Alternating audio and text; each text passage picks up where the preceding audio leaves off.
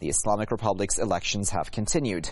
This year, as in every election, Western headlines once again scream fatalistic headlines.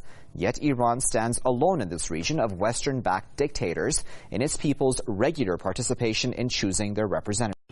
Let me now introduce our guests for this edition of the debate. We're joined by author and Middle East expert Dr. Kevin Barrett, who is joining us live from Madison. And we're also joined by the president of the American Institute for Foreign Policy, Mr. Michael Lane, who joins us live from Washington. Gentlemen, thank you both for joining us. Mr. Lane, I'll start with you. How do you assess the state of democracy in the Islamic Republic considering regular, uninterrupted elections? Well, it is certainly steps beyond what some of its neighbors are. The fact that Iran has elections, the fact that in many instances candidates are allowed to offer themselves for public office to be evaluated by the voters and to be accepted or rejected based on the ideas they bring, does put them steps above many of their neighbors. However, I think I and many Americans, many in the West actually, would still be concerned that not everyone is offered that opportunity, and it's not uniform criteria such as age or residency or something like that that would prevent people from offering themselves for candidacy. It's the Guardian Council, which reviews the, quote, qualifications, unquote, of candidates for office and determines whether or not they are sufficiently supportive of the Islamic Republic in order to offer their candidacy. When Iran progresses to the point, and that would be my word, progresses to the point where there's no more need for the Guardian Council, when candidates are allowed to offer themselves without review and to be reviewed by the voters, that would be a giant step in the right direction. Okay, Dr. Barrett, you know, Mr. Lane there made a point which many in the Western media do make as well, talking about the Guardian Council, etc. How would you respond to that? Well, I think that that's actually a kind of a superficial and misleading analysis of the situation. As he said, the Guardian Council is interested in making sure that the candidates support the Islamic Republic. That would be the equivalent of if we had a sort of Guardian Council here in the United States charged with making sure that American candidates support the U.S. Constitution and the democratic republic that it founded. And frankly, I wish we had something like that here, because right now the majority of the people supposedly representing us in Washington are absolute traitors to the Constitution, who should not only be disqualified from holding any office at all, but arguably should be prosecuted for treason and executed.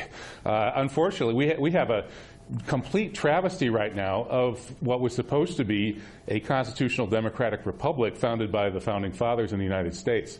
Today, money rules supreme. The entire Congress is owned by a hostile foreign power, the State of Israel, which attacked the USS Liberty in 1967, slaughtering 34 American sailors, wounding well over 100 in an attack that was designed to kill every sailor aboard that ship. It was covered up by John McCain's father, an act of absolute high treason. The entire U.S. government covered that up. Fast forward to September 11, 2001, and Israel and its American assets blew up the World Trade Center, murdered 3,000 Americans in a coup d'etat designed to put the U.S. government in the hands of neoconservative Zionists.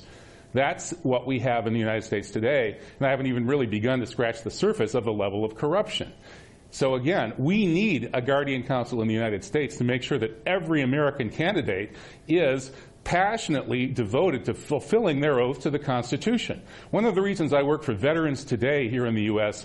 is that it's founded by former members of the intelligence services and military people who take their oaths to the Constitution seriously and are appalled at the coup d'etat of September 11th and the atrocities that followed. The National Security Agency is spying on every American, making a travesty of the civil liberties guaranteed by the U.S. Constitution.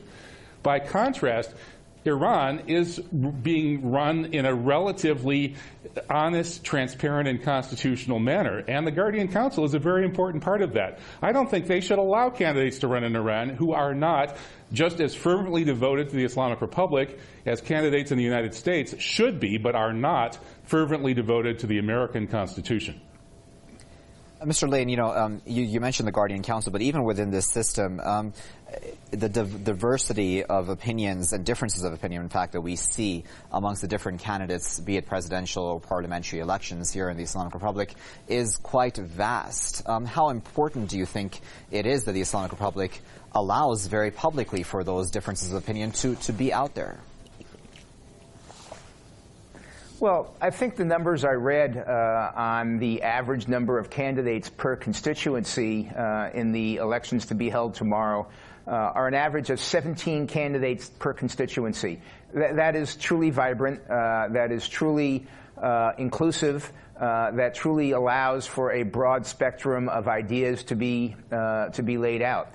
I'm not an insider in the Guardian Council. I can't speak with absolute authority as to what criteria they used. But the fear in the West and what you read is that the criteria they used is people who are not committed to the Islamic Republic in the same way that the members of the Guardian Council are. Therefore, it was disproportionately successful in excluding reformist agenda candidates from the ballot, which essentially makes the election not a reformist agenda versus a moderate agenda versus a principled agenda, but it makes it more of a principled agenda, my view of this of principles versus your view of principles versus the other person's view of principles, with a little bit of moderate sprinkled in there. Until there is a full slate being able to be fielded of reformist agenda candidates, I think it's going to cast just a small shadow over the whole process because the Iranian people are not given a full spectrum of ideas from which to choose. Dr. Barrett, how do you feel about that? Do you feel that Iranians do not have the entire spectrum of candidates to choose from? No, I don't think that's really true. My analysis of the way the system works in Iran is very much in line with the perspective expressed by Flint and Hillary Leverett in their book, Going to Tehran, which I think is the real must-read book for anybody who really wants to get a sense of how Iran today works and how U.S.-Iranian relations have been distorted by pervasive misunderstandings here in the U.S., which I'm afraid that we're hearing from the other guests to a certain extent anyway.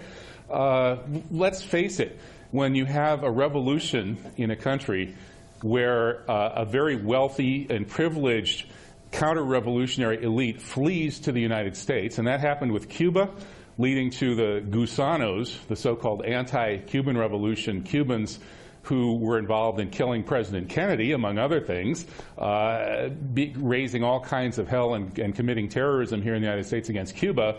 The American people got a huge dose of propaganda from those Gusanos. So all we really heard about Cuba was what the people who were committed to overthrowing the revolution in Cuba wanted us to hear. And something very similar is the case today. What we Americans hear about what's going on in Iran is filtered through the perspective of a tiny minority of Iranians, many of whom are arguably traitors to their country, who fled their country when the U.S.-backed Shah, the torturing, vicious, psychopathic, megalomaniacal oligarch dictator who ran the country on behalf of the CIA and Israel, was overthrown, and his supporters fled and came to places like Los Angeles. So we have an Iranian exile community of Gusanos here in the United States who lend their so-called expertise to the academicians and the government advisors here. And our Iran policy, as Flint and Hillary Leverett explain in slightly more polite terms than I'm using, has been grotesquely distorted by this. And so the fact is that what ordinary Iranians want is very, very, very different from what we get in the media and in the academy and in the government here in the United States. We're hearing from this tiny minority that basically would like to overthrow the Islamic Republic. Now, what country is going to allow people who want to overthrow their constitutional system of governance to run in elections or to have a voice in the system? That's absurd. Here in the United States, when we did have a tiny, tiny minority of dedicated revolutionary communists communists who wanted to overthrow the United States government and institute a totally different kind of system, they were not given a whole lot of hospitality by the institutions of power. And likewise in Iran, it's ridiculous to expect that the Iranian people should tolerate foreign-backed, CIA-backed people who are basically working with the same forces that have murdered 20,000 Iranians in terrorist attacks funded and supported by the CIA to supposedly try to overthrow the system in Iran through other means. That's ludicrous. Obviously, people who are not loyal to the Islamic Republic have no place in Iranian politics. I don't understand why the other guest doesn't see it that way.